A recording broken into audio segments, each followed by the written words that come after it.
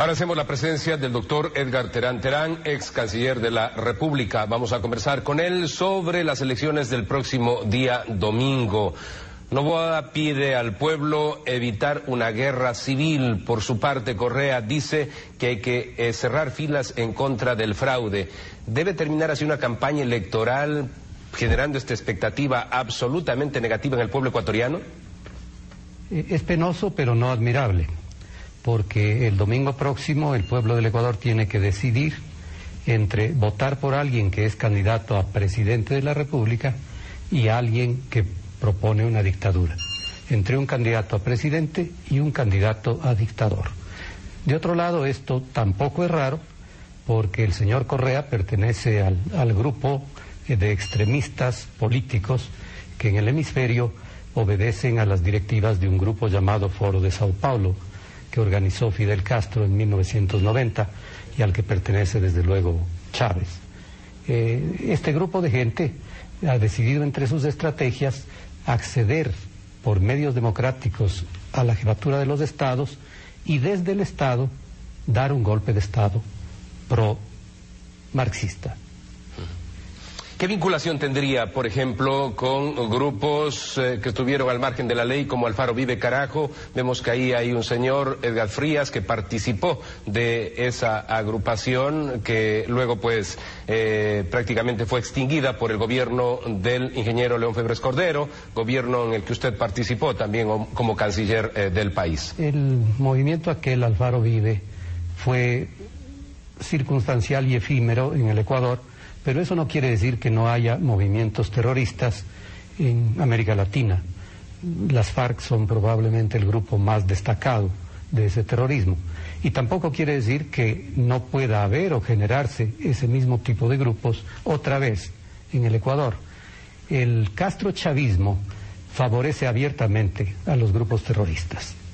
Y un candidato que propone no solamente una política exterior coincidente con el castrochavismo, sino que además se manifiesta pues plenamente amigo y admirador del dictador Chávez de Venezuela, está inscrita dentro de esa orientación. Por eso, insisto, el pueblo del Ecuador tiene que elegir entre alguien que quiere ser presidente de la República, jefe de un Estado de Derecho, o alguien que pretende ser dictador. Las herramientas para volverse dictador son muy sencillas. Esta llamada Asamblea Constituyente, que no es sino una falsificación del derecho constitucional, del concepto de Constitución y de Asamblea Constituyente, es el mecanismo para dar el golpe de Estado desde el poder. Estuvimos hace algunos meses atrás en Bolivia, tuvimos una entrevista con el presidente Evo Morales. Él hablaba de la constituyente como la posibilidad de la refundación de ese país. Luego volvimos a tener un diálogo hace muy pocos días en las Naciones Unidas. Fue intolerante, prácticamente me insultó por preguntarle de si estaba pues entrando al caos Bolivia. Había una reacción de varios departamentos de su país y si acaso estaba también su gobierno en peligro. Pero hago referencia a esto porque el caos es objetivo en la actualidad. Quieren crear una constituyente paralela, el Senado se quiere retirar, no tendrían Congreso. A eso han llegado con este planteamiento y concreción, si se quiere, de la constituyente en Bolivia. ¿Habría un símil? ¿Se podría reflejar lo de allá con lo que podría ocurrir en el Ecuador si se persiste en la constituyente? No cabe duda, son procedimientos absolutamente gemelos los que tiene en práctica el señor Morales en Bolivia, lo que practicó ya en Venezuela Chávez y lo que propone Correa acá. La intolerancia de la cual usted ha sido víctima no debe extrañarle, porque toda dictadura marxista es totalitaria, todo neoestalinismo es totalitario y no respeta los derechos de los ciudadanos y desde luego no los de la prensa. Pero quiero explicarle algo que constituye la prueba evidente del cordón umbilical entre todos estos extremismos, estos totalitarismos. Hay unos profesores españoles de la Universidad de Valencia que trabajan en el Ecuador con un proyecto con una de las universidades de Quito. El uno de apellidos Viciano Pastor y el otro de apellidos Martínez Dalmau. Estas personas escribieron el análisis jurídico del proyecto de constitución de Chávez, al menos del primero, para justificar la constitución totalitaria de Venezuela. Un día de noviembre del año 99 entregaron su análisis jurídico encargado por Chávez, pagado por Chávez, justificativo plenamente de la constitución totalitaria que tiene Venezuela. Y un poco tiempo después, los dos, Viciano Pastor y Martínez Dalmau, escribieron un libro totalmente justificativo ya del gobierno de Chávez. Ese libro lo he leído.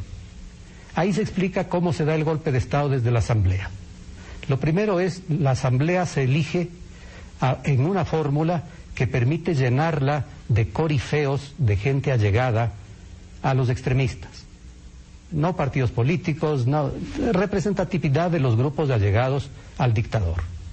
Lo segundo es que la Asamblea se declara poder originario. Lo tercero es que la Asamblea interviene al Congreso. No lo cierran de entrada, lo intervienen. Una comisión de la Asamblea entra a gobernar el Congreso y una comisión de la Asamblea entra a fiscalizar al Congreso. Las dos tenazas para anular al Congreso, aunque no les manden a su casa a los legisladores, que después lo hacen también. El siguiente paso es intervenir el Poder Judicial, nombrar nueva Corte Suprema, nombrar los jueces que les conviene. Naturalmente, en el Ecuador sería el sistema de fiscalías, de fiscales, que es tan poderoso, y luego entran, después de tener el poder completo, entran a intervenir cualquier órgano del Poder Ejecutivo, porque sostienen que la Asamblea puede abocar competencias sobre cualquier órgano del poder.